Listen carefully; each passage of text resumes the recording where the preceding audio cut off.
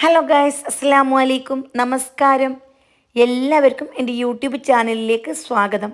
അപ്പോൾ ഇന്ന് നിങ്ങൾക്ക് ഞാൻ ഷെയർ ചെയ്യുന്നത് പെട്ടെന്ന് ഉണ്ടാക്കാൻ പറ്റുന്ന ഒരു സ്നാക്സ് റെസിപ്പിയാണ്. വളരെ സിമ്പിളായിട്ട് ഉണ്ടാക്കാനും പറ്റും, ഭയങ്കര അടിപൊളി ടേസ്റ്റുമാണ്. ഇതിന് വേണ്ടി നേന്ത്രപ്പഴമാണ് ഞാനിവിടെ എടുത്തിട്ടുള്ളത്. അപ്പോൾ ഇത്ര നേന്ത്രപ്പഴമൊന്നും വേണ്ട, ഞാനിവിടെ 2 നേന്ത്രപ്പഴം വെച്ചിട്ടാണ് കാണിച്ചിരുന്നത്. ഇനി ആവിയിൽ മീഡിയം ഫ്ലെയിമിലിട്ടിട്ട് 20 മിനിറ്റ് വേവിച്ചെടുക്കണം. അപ്പോൾ 20 മിനിറ്റ് ആകുമ്പോൾ നന്നായിട്ട് വെന്ത് കിട്ടും. എപ്പോഴും മീഡിയം തീയിലാവാൻ ശ്രദ്ധിക്കണം. ഇനി ചൂടോടു കൂടി തന്നെ നമുക്ക് നന്നായിട്ടൊന്ന് ഉടച്ചെടുക്കണം. ഇതാ ഇപ്പം നല്ല ചൂടുണ്ട്. പിന്നെ നമുക്ക് ഈ ഒരു സമയം കൊണ്ട് തന്നെ ഇതിലേക്ക് ആവശ്യത്തിനുള്ള ശർക്കര ഉണ്ടല്ലോ, വെല്ലം, അതൊന്ന് മെൽറ്റാക്കി എടുക്കാം. 200 ഗ്രാം ശർക്കര എടുത്തിട്ട് ഞാൻ പൊടിച്ചെടുത്തു. എന്നിട്ട് 2 ടേബിൾ സ്പൂൺ വെള്ളം ഒഴിച്ചിട്ട് ചെറിയ തീയിൽ വെച്ച് ഒന്ന് മെൽറ്റാക്കി എടുക്കണം.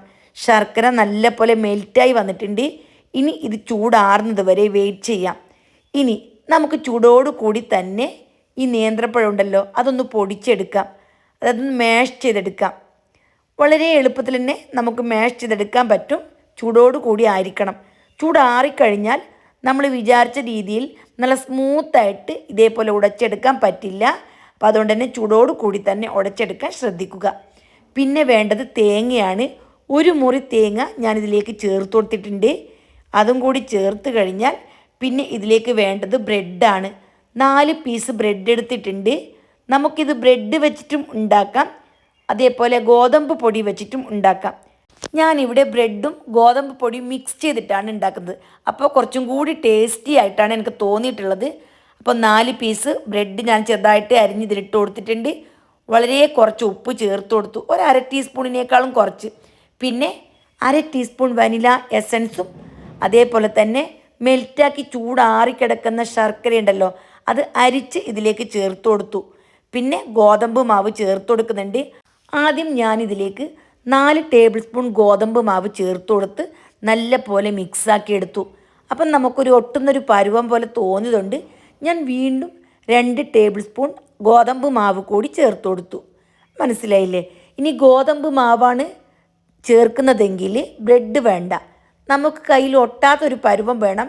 എന്നാൽ ചപ്പാത്തി മാവ് കുഴച്ചെടുക്കുമല്ലോ, അത്രയും ഹാർഡായിട്ട് കുഴച്ചെടുക്കണ്ട, ആ രീതിയിൽ കുഴച്ചെടുത്താൽ മതി. ഇനി ബ്രെഡാണെങ്കിലും മുഴുവൻ ബ്രെഡ് ചേർക്കാം, ഗോതമ്പ് പൊടി ചേർക്കാണ്ട് ബ്രെഡ് മാത്രം ചേർത്ത് ഉണ്ടാക്കാം. അപ്പോൾ നിങ്ങൾക്ക് എങ്ങനെ വേണം അതിനനുസരിച്ച് ഉണ്ടാക്കാം. ചില ആൾക്കാരുടെ കയ്യിൽ ചിലപ്പോൾ ഗോതമ്പ് പൊടി ഉണ്ടാവില്ല, ചില ആൾക്കാരുടെ കയ്യിൽ ബ്രെഡ് ഉണ്ടാവില്ല. ഇത് രണ്ടും വെച്ചിട്ടുണ്ടാകുമ്പോൾ ഒരു സ്പെഷ്യൽ ടേസ്റ്റാണ്. എന്നിട്ട് അല്പം ഒന്ന് അയഞ്ഞ രീതിക്ക്, കൂടുതൽ അയഞ്ഞു പോകണ്ട, നമ്മൾ കുഴച്ചെടുത്തു. ഇനി ഇതിലേക്ക് ആവശ്യത്തിനുള്ള എണ്ണ ചൂടാവാൻ വേണ്ടി വെച്ചു. ഇനി കയ്യിൽ നന്നായിട്ട് ഓയിൽ തേച്ച് കൊടുക്കണം.